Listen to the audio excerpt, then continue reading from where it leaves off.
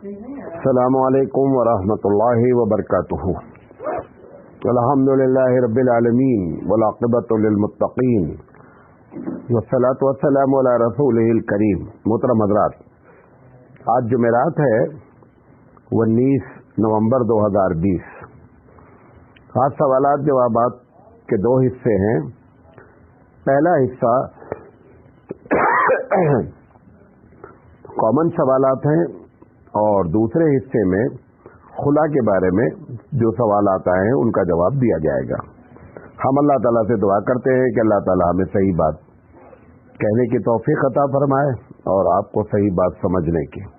پوچھا گیا ہے کہ عورت حالت حیض میں اذان کا جواب اور اس کی دعا پڑھ سکتی ہے یا نہیں. یہ مسئلہ بار بار آتا رہتا ہے. یہ بات اگر معلوم ہو جائے کہ عورت پیریڈ کی حالت میں کیا کام نہیں کر سکتی ہے، اس کے علاوہ وہ سب کچھ کر سکتی ہے. یہ جواب بھی کئی مرتبہ دیا گیا ہے. بہرحال عورت اس حالت میں مسجد میں داخل نہیں ہو سکتی، نمبر 1. نماز نہیں پڑھ سکتی، نمبر 2. قرآن مجید چھو نہیں سکتی، نمبر 3. قرآن مجید پڑھ نہیں سکتی، نمبر 4.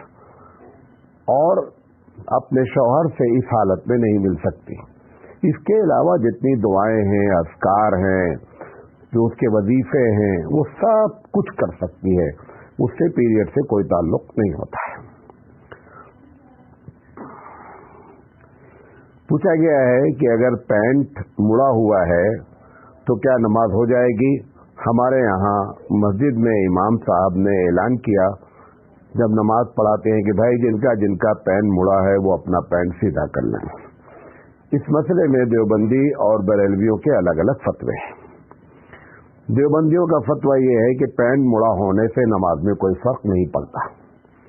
بریلوی علماء کا فتویٰ یہ ہے کہ پین مڑا رہا تو نماز نہیں پڑھنی چاہیے. رہا یہ کہ نماز ہو جاتی ہے یا نہیں، نماز ہو جاتی ہے. ایک صاحب نے عجیب و غریب سوال کیا ہے کہ مولانا صاحب، سنا یہ ہے کہ جب بچے بالغ نہیں ہوتے ہیں تو ان کے اوپر شریعت کے کوئی احکامات نہیں ہوتے.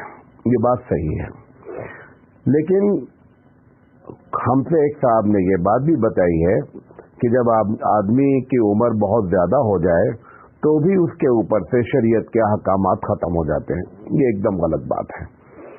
جب تک آدمی ہوش و حواس میں ہے اس کے اوپر شریعت کے سارے احکامات نافذ ہیں. ہاں، بڑی عمر ہونے کے بعد اگر دماغی توازن اس کا ختم ہو گیا ہے تو پھر ایسی شکل میں اس کے اوپر سے شرعی احکامات ختم ہو جاتے ہیں. پوچھا گیا دسترخوان سے اٹھ جانا جبکہ دوسرے لوگ کھا رہے ہوں تو شرعاً کیا حکم ہے. یہ ادب کے خلاف ہے، نمبر 1. اور ایسی جگہ پہ جہاں پر آپ نئے ہوں وہاں پر ایسا نہیں کرنا چاہیے. لیکن جو آپ نے سوال کیا ہے کہ کیا گناہ ہے اٹھ جانا، گناہ نہیں ہے.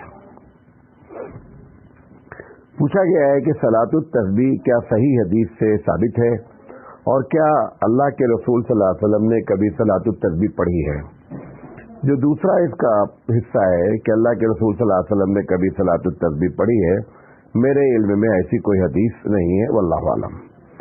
اور رہی بات یہ کہ صلاۃ التسبیح کیا صحیح حدیث سے ثابت ہے، تو اس پر جو ہے وہ علماء دیوبند کی جو رائے ہے وہ یہ ہے کہ حدیثیں سب ضعیف ہیں، لیکن کئی حدیث ضعیف جب اکٹھا مل جاتی ہے تو اس کا درجہ قوی کا ہو جاتا ہے.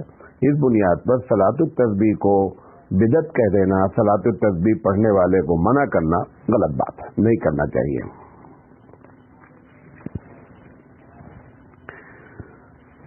پوچھا گیا عقیقے کا کیا حکم ہے. 2 بکرے لڑکے کے لیے اور 1 بکرا لڑکی کے لیے ضروری ہے. سب سے پہلی بات جان لے، عقیقہ ہی ضروری نہیں ہے. جب عقیقہ ضروری نہیں ہے تو اس کی جو بھی شرطیں ہیں کوئی بھی ضروری نہیں ہے. جو لوگ یہ سمجھتے ہیں کہ عقیقے میں گوشت کو 3 حصے میں تقسیم کرنا ضروری ہے، وہ بھی ضروری نہیں ہے. بعض لوگ عقیقے میں سمجھتے ہیں کہ نانا نانی گوشت نہیں کھا سکتے، یہ بھی ایک دم غلط ہے. عقیقہ یہ سنت ہے، آدمی کی طاقت ہو ضرور کرنا چاہیے. لڑکے کے لیے 2 بکرا اور لڑکی کے لیے 1 بکرا. بکرا بکری دونوں ہو سکتے ہیں. بڑے جانور میں بھی حصہ لیا جا سکتا ہے. لیکن اگر کسی کی طاقت نہیں ہے تو لڑکے کے لیے بھی ایک بکرا کیا جا سکتا ہے، یہ ضروری نہیں ہے کہ 2 بکرا ہی کیا جائے۔ پوچھا گیا ہے کہ جنت میں عورتوں کا نکاح کس سے ہوگا، اور کیا عورتوں کو بھی جنت میں حور ملیں گی؟ اس سوال کا جواب سمجھ لیجیے۔ ایک وہ عورتیں ہیں جن کی کئی شادیاں ہوئی ہیں، 2 3 4 شادیاں ہوئی ہیں۔ اگر عورت جنت، صرف ہم عورت کی جنت کے بارے میں بات کریں گے، اگر عورت جنت میں گئی ہے اور اس کے چاروں شوہروں میں کوئی شوہر بھی جنت میں موجود ہے اور اس کی خواہش ہے کہ میں اپنے شوہر کے ساتھ رہوں اور اس کا شوہر بھی چاہے کہ میں ان کے ساتھ رہوں، تو ایسی شکل میں اس عورت کو اس کا شوہر دیا جائے گا۔ اگر 2 3 4 شوہر سارے کے سارے جنت میں ہیں اور عورت جو ہے وہ 4 شوہر میں اب کس کے پاس جائے گی؟ ایسے موقع پر اس عورت کا دل ہی کسی ایک کی طرف راغب ہوگا، بقیہ کی طرف اس کا دل چاہے گا ہی نہیں۔ دوسرا سوال، وہ عورتیں جن کے شوہر جہنم میں ہیں، ان عورتوں کا کیا ہوگا؟ ان کی 2 شکل ہے۔ ایک وہ شکل جن کی بیویاں جہنم میں ہیں اور شوہر جنت میں ہیں، ان کے ساتھ ان کی خواہش ہوگی اور ان سے شادی کرا دی جائے گی۔ اگر عورت کی خواہش یہ ہوئی وہاں پر کہ میں حور سے شادی کرنا چاہتی ہوں، تو حور ہم لوگ یہ سمجھتے ہیں کہ حور عورت کو کہتے ہیں۔ عربی زبان میں حور کا لفظ مذکر بھی ہے، مؤنث بھی ہے، فیمیل بھی ہے، میل بھی ہے۔ لہذا اگر عورت کوئی حور کی تمنا کرے گی تو قرآن مجید کی آیت ہے وَلَكُمْ فِيهَا مَا تَشْتَهِي أَنفُسُكُمْ، کہ تمہارا جو دل چاہے گا وہ ملے گا۔ اگر عورت کی تمنا یہ ہوئی کہ میں حور سے شادی کروں تو مرد حور اس کے لیے مہیا کیے جائیں گے، کیونکہ اللہ کا وعدہ ہے کہ جو تمہارا دل چاہے گا وہ ہم تم کو مہیا کریں گے۔ عورت جنت میں کوئی بھی ایک عورت ایسی نہیں ہوگی کہ جو جنت میں 2 شوہر چاہے، یعنی حور بھی ملے اور مرد بھی ملے، ایسا اس کا دل چاہے گا ہی نہیں۔ لہذا اس شکل میں یہ تمام شکلیں، وہ عورتیں جو کنواری مر جاتی ہیں ان کے بارے میں بھی جان لیں کہ اگر ان کی خواہش تو کنوارے مرد بھی مر جاتے ہیں، اگر اس میں سے کوئی جنت میں رہا ان سے ان کا دل چاہا، لیکن دونوں کا دل ایک ساتھ چاہنا ضروری ہے۔ یہ نہیں ٹھوک دیا جائے گا اللہ کی جانب سے کہ عورت کا دل چاہا لہذا ہر حال میں تم کو اب شادی کرنا ہے، ایسا نہیں ہے۔ اس کا بھی دل چاہنا چاہیے، لیکن ایسا بھی نہیں ہوگا کہ ایک کا چاہے اور ایک کا نہ چاہے۔ اللہ تعالیٰ ایسا نظام رکھے گا کہ دونوں کا چاہے گا۔ تو کنواری لڑکیاں اگر ہیں تو ان کے کنوارے لڑکے جو وہاں ہوں گے ان لوگوں سے ان کی شادی کر دی جائے گی، اور اگر نہیں کرنا چاہتی ہیں تو جس سے چاہیں گی اس سے شادی ہو جائے گی، وہ حور بھی ہو سکتا ہے اور کوئی مرد بھی ہو سکتا ہے۔ واللہ عالم بالصواب۔ پوچھا گیا ہے کہ مولانا صاحب، ایک صاحب کا انتقال ہوا ہے، ان کی 3 لڑکیاں ہیں، ایک بھائی ہے اور ایک بہن ہے۔ جب کسی آدمی کی صرف لڑکیاں ہوتی ہیں تو لڑکیوں کو 2/3 حصہ ملتا ہے، یعنی 66.7 یعنی 66.7% سب لڑکیوں کو جائے گا۔ وہ 2 لڑکی ہو یا 3 لڑکی ہو یا 10 لڑکی ہو، سب اسی میں بانٹ لیں گے برابر۔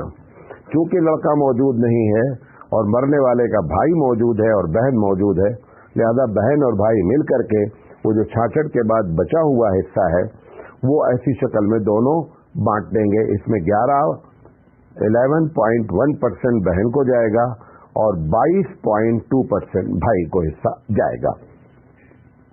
پوچھا گیا ہے وضو کرتے وقت سلام کر سکتے ہیں؟ یہ تو بہت چھوٹے چھوٹے سوالات ہیں۔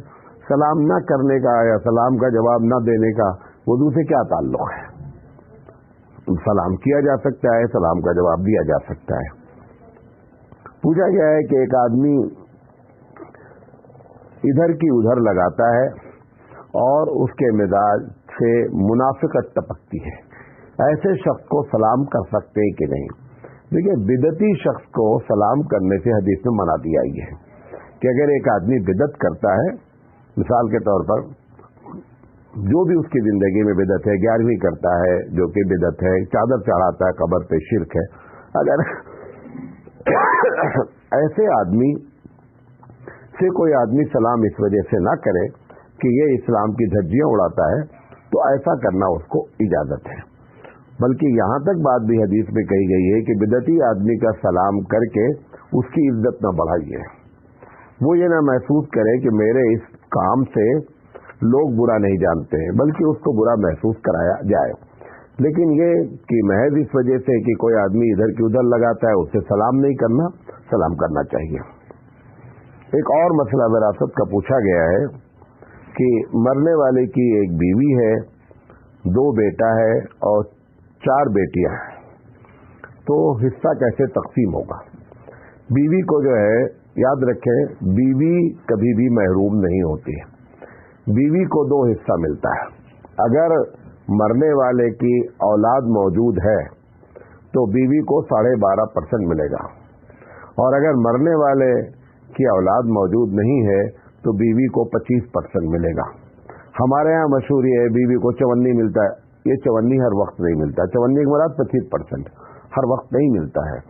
اسی وقت ملتا ہے بیوی کو 4 آنا حصہ 25% جب مرنے والے کی اولاد موجود نہیں ہوتی.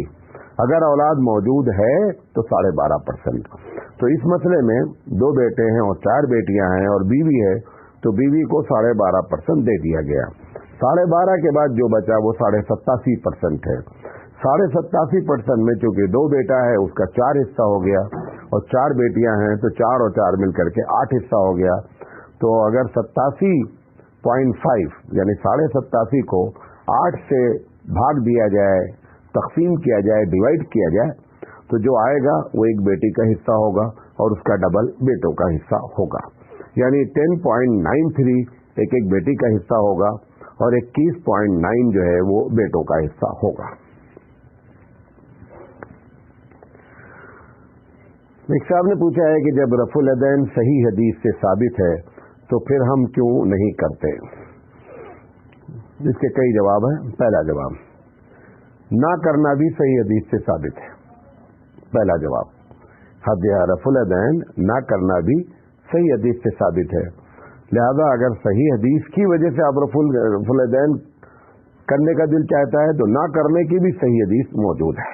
نمبر 1. نمبر 2، رفع الیدین نماز میں نہ فرض ہے نہ واجب ہے، لہذا اس کے کرنے نہ کرنے سے نماز میں کوئی فرق نہیں پڑتا. اگر آپ کے دماغ میں یہ ہے کہ رفع الیدین کی حدیث بخاری میں ہے اور بہت اونچا درجہ ہے حدیث کا، تو آپ کو بتا دینا چاہتا ہوں بخاری سے 250 سال پہلے یہ مسئلہ امام ابو حنیفہ رحمۃ اللہ علیہ کے پاس آیا اور ابو حنیفہ رحمۃ اللہ علیہ نے حدیث پیش کی. بخاری سے 250 سال پہلے بھی حدیث پیش کی جا چکی ہے، صحیح حدیث. لہذا یہ کہہ کر کے مسئلے کو جو ہے وہ گڑبڑ نہیں کیا جائے. بہرحال نہ کرنے والوں کے پاس بھی صحیح حدیث ہے، کرنے والوں کے پاس بھی صحیح حدیث ہے. میرے نزدیک ایسا کوئی مسئلہ نہیں ہے یہ کہ جس کو ہم ڈسکس کریں اور اپنی انرجی برباد کریں. ایک صاحب نے پوچھا ہے کہ ترنج کیا پھل ہے؟ یہ میں دیکھ نہیں پایا کہ اس کو اردو میں کیا کہتے ہیں. انشاءاللہ زندگی رہی تو اگلی بار اس کا جواب دیا جائے گا، کیونکہ قرآن حدیث میں آتا ہے کہ قرآن کریم کی مثال جو دی گئی ہے وہ اس پھل سے دی گئی ہے. یہ کون سا پھل ہے؟ انشاءاللہ زندگی رہی تو اگلی بار سوال میں آئے گا. پوچھا گیا اہل بیت کیا ہے اور ان کی اقتدا کتنی کرنی چاہیے. اہل بیت نبی کریم صلی اللہ علیہ وسلم کا خاندان کہلاتا ہے. اس میں بیویاں بھی شامل ہیں، آپ کی بیٹیاں بھی شامل ہیں، آپ کے نواسے شامل ہیں، آپ کے داماد شامل ہیں. یہ لوگ سارے اہل بیت ہیں. تو اہل بیت کے بارے میں حضور نے فرمایا ہے کہ اہل بیت کا اقتدا کرو، اور اہل بیت کا ہی اقتدا کرو، یہ نہیں کہا اہل بیت کا اقتدا کرو. اور صحابہ کے بارے میں بھی کہا صحابہ کی اقتدا کرو. جو بھی صحابی ہے چاہے وہ اہل بیت ہو یا نہیں ہو، اگر وہ اس کا کوئی عمل صحیح ثابت ہے تو امت پر اس کی اقتدا لازم ہے، اس کو ان کی بات ماننی چاہیے شرعی معاملے میں. پوچھا گیا مہر نبوت کیا ہے؟ کیا سب نبی کو مہر نبوت ملی تھی؟ نہیں، یہ نبی کریم صلی اللہ علیہ وسلم کی شان ہے. یہ دونوں کندھے کے بیچ میں تھوڑا سے نیچے گردن کے ایک انڈے کے برابر چیز تھی، جو چھوٹے چھوٹے دانے جو ہے وہ ابھرے ہوئے تھے اور وہ پیٹھ کے لیول سے تھوڑا سے اونچے تھے اور وہ دانے کی شکل میں تھے، جس کو مہر نبوت کہا جاتا تھا. اسی کا نام مہر نبوت ہے. یعنی یہ کہ آپ اللہ کے آخری رسول ہیں. बकिया ये कि सब नबी, किसी भी नबी को नबूवत की मुहर अता नहीं की गई, क्योंकि कोई भी नबी जो है वो आखिरी नबी है ही नहीं सिवाय रसूल अकरम सल्लल्लाहु अलैहि वसल्लम के। पूछा गया है कि मैयत के लिए, मैयत के घर वाले तीसरे दिन, 10वें दिन, 40वें दिन में गरीबों को खाना खिलाते हैं, अगर सवाब की नीयत ना हो तो कैसा है? ये बात मेरी एकदम समझ में नहीं आई कि एक आदमी गरीबों को खाना खिलाए और वो सवाब की नीयत ना करे। लिहाजा ये सवाल में सवाब की नीयत ना करने की कोई वजह होनी चाहिए। अगर महज ये दावत करना चाहता है गरीबों की, तो उसके लिए दिन मुतय्यन क्यों किया गया है कि तीसरे दिन दावत की जाए, 10वें दिन की जाए, 40वें दिन की जाए? आपको ये बात कई मरतबा बता चुका हूँ कि शरई मामले में किसी भी आदमी को अपनी तरफ से वक्त मुतय्यन करने का अख्तियार नहीं है। किसी भी मामले में अगर आपने वक्त मुतय्यन किया तो अल्लाह और उसके रसूल की तरफ से दलील चाहिए। आपने दिन मुतय्यन किया तीसरे दिन, ये आपके बस में नहीं है। लिहाजा अगर ये समझ रहा है कि बगैर सवाब के हम गरीबों को खिला रहे हैं तो भी गलत है, और अगर दिन मुतय्यन किया गया है तो भी गलत है। लेकिन अब इस वक्त जो पोजीशन भारत में है वो न गरीब को देखते हैं न अमीर को देखते हैं, धूमधाम से सारे लोग अम्मा अब्बा के मरने पर खाना करते हैं।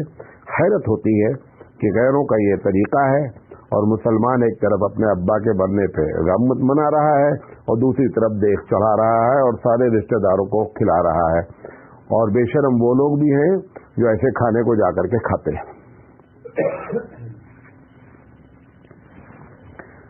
पूछा गया है कि क्या शर्मगाह के छूने से वजू टूट जाता है? ये इस मसले में इख्तलाफ है। अहनाफ का मसला ये है कि वजू करने के बाद औरत या मर्द कोई भी अपनी शर्मगाह को छुएगा तो वजू नहीं टूटेगा। दूसरा इसमें राय ये है कि अगर कपड़ा हायल है तो वजू नहीं टूटेगा। तीसरी राय ये है कि नहीं टूट जाएगा। लेकिन अहनाफ का मसलक बहुत ही मुदल्लल भी है, हदीसें भी मौजूद हैं, लिहाजा शर्मगाह के छूने से वजू नहीं टूटता। पूछा गया है कि बरहना देखने से क्या वजू टूट जाता है? बरहना चाहे महरम को देख ले या गैर महरम को देखे, जानबूझकर देखे, अनजाने में देखे, वजू करने के बाद अगर किसी आदमी को नंगा किसी ने देख लिया है, इससे वजू कतई नहीं टूटता है। मैं ये नहीं कह रहा हूं देखना सही है, नजर पड़ गई, देख लिया, चाहे महरम को देखा चाहे गैर महरम को देखा, वजू नहीं टूटता है। पूछा गया है कि बच्चे वगैरह पोटी करते हैं, पेशाब करते हैं और वजू करने के बाद उनको ले जा करके हम धुलाते हैं, उनको पाक कराते हैं, तो उनकी सफाई करते हैं। अगर मेरा वजू है तो क्या वजू हमारा टूट गया? वजू नहीं टूटा। वजू टूटने की कोई चीज मौजूद नहीं है। लिहाजा बच्चे को पेशाब धुला देना, पैखाना धुला देने से वजू पर कोई असर नहीं पड़ता है। पूछा गया कि एक सूरत हम नमाज में पढ़ रहे थे, एक आयत पढ़ी थी और भूल गए, हमने खट से दूसरी सूरत शुरू कर दिया, तो क्या सजदा सहू लाजिम है? सजदा सहू लाजिम नहीं है, नमाज हो गई। पूछा गया है सजदा सहू करना था मगर नहीं कर सका, भूल गया और सलाम फेर दिया, बाद में याद आया कि सजदा सहू करना था, तो नमाज हुई या नहीं हुई? नमाज नहीं हुई। अगर सजदा सहू करना लाजिम था, आप जानते हैं इस मसले में, क्योंकि आपने मसला नहीं लिखा है, अगर आप जानते थे कि इस मसले में बगैर सजदा सहू के नमाज नहीं होगी और आप भूल गए, सलाम फेर लिया, नमाज खत्म हो गई, इस नमाज को दोहराना पड़ेगा। पूछा गया अत्तहियात के लिए बैठे, अत्तहियात पढ़ने के बजाय सूरह फातिहा पढ़ दिया। कभी कभी ऐसा हो जाता है, तो क्या हुक्म है? जब मालूम हो गया कि मैंने सूरह फातिहा अत्तहियात की जगह पे पढ़ा है तो लाजिम है कि सजदा सहू किया जाए। एक साहब ने कतर से एक वीडियो भेजा है, उसमें बेलगाम का गालबन जिक्र किया है कि कुछ मुसलमान जो है वो गैर मुस्लिम की कोई लाश को क्रियाकर्म कर रहे हैं कोविड-19 की वजह से। उन्होंने पूछा है कि क्या ऐसा करना जायज है या नहीं। इस मसले को बहुत वाज़ेह अंदाज में समझ लेना चाहिए कि अगर ऐसा मसला आ गया कि कोई भी उस लाश को छूने के लिए तैयार नहीं है, मजबूरी दर्जा है, तो फिर ऐसी शक्ल में इंसानियत के नाते उनका क्रियाकर्म करना अगर मुसलमान कर रहा है तो महज एक इंसानियत के नाते जायज़ है, लेकिन अगर उनके लोग मौजूद हैं करने के लिए तो आप समाज सेवी बन करके आगे बढ़ने की आपको ज़रूरत नहीं है। आप ज़्यादा उनकी मदद करना है, एम्बुलेंस लाना है, एम्बुलेंस में बॉडी को रखना, ये सब कर दें, लेकिन जो असल काम है क्रियाक्रम का, आग लगाना, जलाना और उसको, ये सारा काम आप नहीं कर सकते।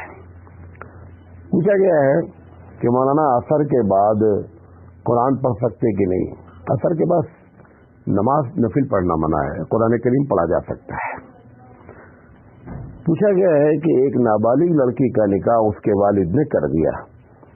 लड़की बालिग होने के बाद उसने अपनी शादी से इनकार कर दिया और कहा मैं इसको नहीं मानती, लिहाजा ये निकाह खत्म। उसका शरई हुक्म क्या है? इस मसले को समझ ले, नाजुक मसला है। अगर बाप ने वली की हैसियत से नाबालिग बच्ची का निकाह किया है, नाबालिग से मुराद उम्र नहीं है, नाबालिग से मुराद पीरियड है, बच्ची को हैज नहीं आया है और निकाह कर दिया गया, ये बच्ची नाबालिग इस्लाम में कहलाती है। अब अगर बाप और दादा ये दो आदमी ने मिल किया है, चाहे दादा ने किया हो या बाप ने किया हो, अगर किया गया है और बच्ची बाद में कहती है कि मैं इस शादी को नहीं मानती, तो इस तरीके से कहने से निकाह नहीं टूटेगा। अगर वो नहीं रहना चाहती है तो मुतालबा करे शौहर से कि मैं आपके साथ नहीं रहना चाहती हूँ, शौहर उसको तलाक दे, या ये मुतालबा करके वो बच्ची उससे खुला ले, महज ये कह करके कि मैं चूंकि बालिग हो गई हूँ लिहाजा मुझे अख्तियार है इस निकाह को रखने और तोड़ने का, ये अख्तियार नहीं है। हाँ, अगर वली कोई दूसरा रहा है तब फिर ऐसी शक्ल में बाद लोगों ने इसको अख्तियार दिया है, लेकिन वालिद और दादा ने अगर किया है तो अख्तियार नहीं है। एक साहिबा ने पूछा है कि हमारी सास हमको बहुत सताती है, कोई वजीफा बता दीजिए। ये मसला पूरे भारत का है। मैं सास को ये बात बताना चाहता हूँ, खैर बहू भी बात सताती हैं, दोनों एक दूसरे को सताती हैं, कोई ज़्यादा सताता है कोई कम सताता है, लेकिन सास का पलड़ा भारी है सताने में, ये बात सही है। सास अगर ये बात नोट कर, जितनी सासें सताती हैं अपनी बहुओं को, 99% उनकी बेटियां भी सताई जाती हैं। उनको ये याद नहीं रहता कि मेरी बेटी भी कहीं बहू बनकर जाएगी और वो सताई जाएगी। ये कोई कुरान हदीस की आयत नहीं है, ये मुशाहिदा बता रहा हूँ कि ऐसा होता है। और अगर वो बहू, पहले वजीफा बता रहा हूँ, वो बहू सास को यह याद दिलाए कि तुम्हारी भी बेटी है और तुम्हारी भी बेटी ऐसे सताई जाएगी, तो हो सकता है कुछ ब्रेक लगे उसके ऊपर, क्योंकि उसको अपनी बेटी से बड़ा प्यार है। दूसरा, वजीफे की जहाँ तक बात है, अगर ऐसा हो रहा है तो असर के वक्त किसी दिन बैठ करके 21 मरतबा इलाफ़े कुरैशी पढ़ा जाए। शुरू में 1 मरतबा सना पढ़े, 1 मरतबा दरूद शरीफ पढ़े, 21 मरतबा इलाफ़ कुरैश पढ़े। ये कोई कुरान हदीस में नहीं, तजर्बे की बात बता रहा हूँ। 21 मरतबा दरूद शरीफ वो इलाफ़ पढ़े, फिर 1 मरतबा दरूद शरीफ पढ़े और नमक और शक्कर पे रख करके आधा किलो नमक ले लें, आधे किलो शक्कर ले लें, दोनों पे दम करें। और दम करने के बाद जो खाना पकता है और उसमें नमक और शक्कर डाली जाती है, थोड़ी थोड़ी शक्कर उसमें मिला दें। बहू से कह रहा हूँ मिला दें। जो भी लोग दूसरा आपस में दुश्मनी करते रहेंगे, इंशाअल्लाह वो दोस्ती में बदल जाएगी और हालात अच्छे हो जाएंगे। वल्लाहु आलम बिस्सवाब। पूछा गया है कि क्या वलीमा के लिए बीवी को छूना जरूरी है? बाज़ लोग कहते हैं कि चाहे सर पर तेल ही रख दे। ये एकदम गलत मसला है। बीवी को न छूना जरूरी है, न बीवी से सोबत जरूरी है। वलीमा के लिए निकाह शर्त है। अगर निकाह हो गया तो वलीमा हो जाएगा। अफजल वलीमा यह है कि निकाह के बाद दोनों एक दूसरे से मिलें। मिलने से मुराद सोबत नहीं है, खलवत सहिया इस लफ्ज़ को कहते हैं। खलवत सहिया का मतलब ये होता है कि मियाँ बीवी का एक जगह पर मिलना जहाँ पे तीसरा मौजूद नहीं हो, नंबर 1। जब दोनों मिले तो उस वक्त वो पीरियड में न हो, नंबर 2। नंबर 3, ऐसी सेहत हो कि मिलने की पोजीशन हो। ये 3 जगह शर्तें पाई जाती हैं और 15-20 मिनट भी अगर मियाँ बीवी रहे हैं तो खलवत सहिया मान लिया जाएगा। उसके बाद जो वलीमा होगा वो वलीमा अफजल है। लेकिन अगर निकाह के बाद भी वलीमा कर दिया गया तो वलीमा हो जाएगा। پوچھا گیا حالت حیض میں صحبت ہوئی تو کیا کریں؟ توبہ کریں اور کچھ صدقہ کریں۔ پوچھا گیا ہے کہ اگر حیض ختم ہوا مگر بیوی نے غسل نہیں کیا تو کیا صحبت کر سکتا ہے یا نہیں؟ اس میں مسئلہ یہ ہے کہ اگر بیوی کو پیریڈ ختم ہو گیا ہے اور ایک نماز کا وقت گزر گیا، مثال کے طور پر کہ 1 بجے بیوی کا پیریڈ ختم ہوا اور ظہر کا پورا ٹائم ختم ہو گیا، عصر کا وقت لگا، بیوی نے غسل نہیں کیا، ایسی شکل میں بیوی سے ملا جا سکتا ہے۔ پوچھا گیا ہے ساس بہو کی لڑائی کا کوئی اچھا سا حل بتائیے۔ ساس اگر یہ طے کر لے، ایک مسئلہ صرف ایک بات طے کر لے کہ مجھے بہو کے ذاتی مسائل میں مداخلت نہیں کرنی ہے تو کوئی لڑائی نہیں ہوگی۔ دو طریقے کا مسئلہ ہوتا ہے۔ ایک مسئلہ یہ ہوتا ہے کہ گھریلو مسائل ہوتے ہیں، اس میں اگر ساتھ مداخلت کرتی تو بات سمجھ میں آتی ہے، لیکن اس کے ذاتی مسائل میں بھی مداخلت کرتی، آج یہ تم کو کپڑا پہننا ہے، شوہر کے ساتھ نہیں جانا ہے، میکے کل جانا ہے، یہ ساری باتیں جو کر رہی ہیں ساس، اسی کی وجہ سے ساری لڑائی ہے۔ اگر وہ طے کر لے کہ مجھے مداخلت نہیں کرنی ہے تو سارا مسئلہ اپنے آپ حل ہو جائے گا۔ یہ اس کا پہلا پارٹ ختم ہوا۔ واخر دعوانا ان الحمدللہ رب العالمین۔